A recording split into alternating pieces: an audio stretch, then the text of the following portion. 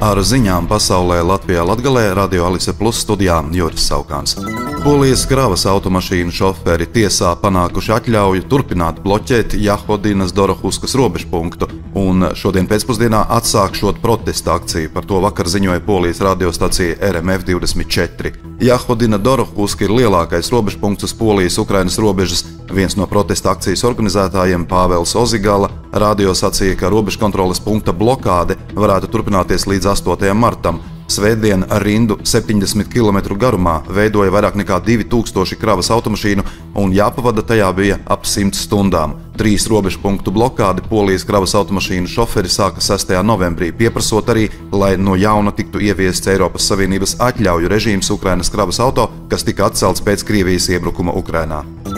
Lietuvas un Vācijas aizsardzības ministri Arvīds Anušausks un Boris Pistorius šodien Viļņā parakstīja plānu Vācijas armijas brigādes izvietošanai Lietuvā. Plānā izklāstīts turpmākās rīcības plāns, lai vienība tiktu pilnībā dislocēta, iepriekš par to paziņoja Lietuvas aizsardzības ministrija. Kā paredz plāns, Vācijas brigādes karavīri Lietuvā ieradīsies pakāpeniski no nākamā gada, un pilnībā brigāde Lietuvā tiks dislocēta līdz 2027. gadam. Rīcības plāns, ko sagatavoja Vācijas un Lietuvas aizsardzības ministriju darba grupa, paredz, ka Vācijas brigādes pamatu veidos 5 bataljoni, arī tanku un artilērijas bataljoni. Kopumā Vācija plāno Lietuvā izvietot ap 5000 karavīru un civilpersonu kopā ar ģimenes locekļiem.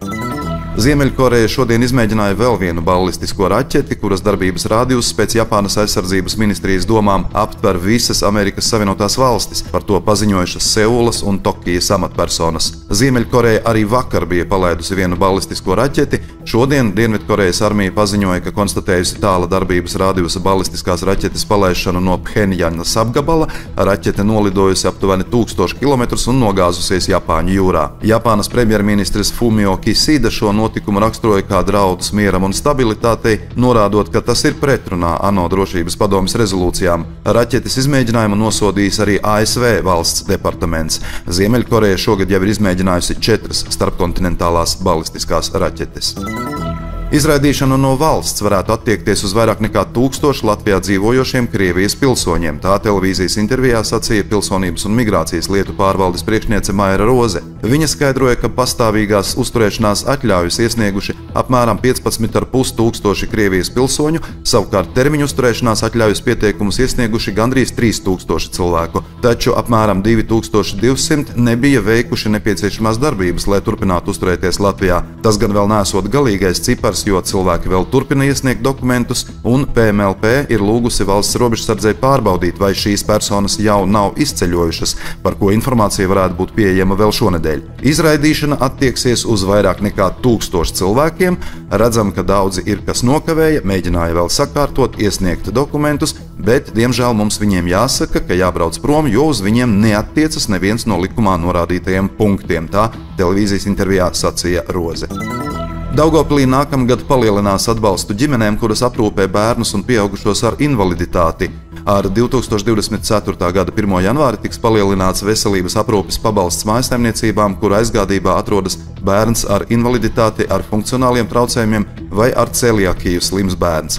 Turpmāk pabalsts būs 300 eiro gadā par katru bērnu, tajā skaitā arī sociālās rehabilitācijas pakalpojumiem. Pašreiz pabalsts mājsaimniecībām, kuras aizgādībā atrodas bērns ar invaliditāti ar funkcionāliem traucējumiem, ir 140 eiro gadā, bet mājsaimniecībām, kuras aizgādībā atrodas ar celiakiju slims bērns, līdz 175 eiro gadā. Līdz 1. janvārim mājsaimniecībām sociālās rehabilitācijas pakalpojumus sociālais dienests sniedza bez maksas no Eiropas Savienības struktūra fondu līdzekļiem, kas bija paredzēti deinstitucionalizācijas procesa iesākšanai.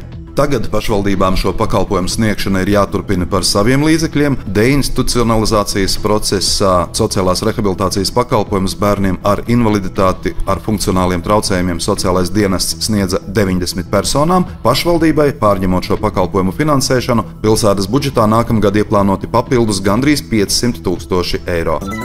Ar ziņām studijā bija Juris Saukāns. Par ziņu raidījumu Ziņas bez robežām pasaulē Latvijā Latgalē satura atbildsījā Alise Plus. Projektu finansē Mediju atbalsta fonds no Latvijas valsts budžeta līdzekļiem.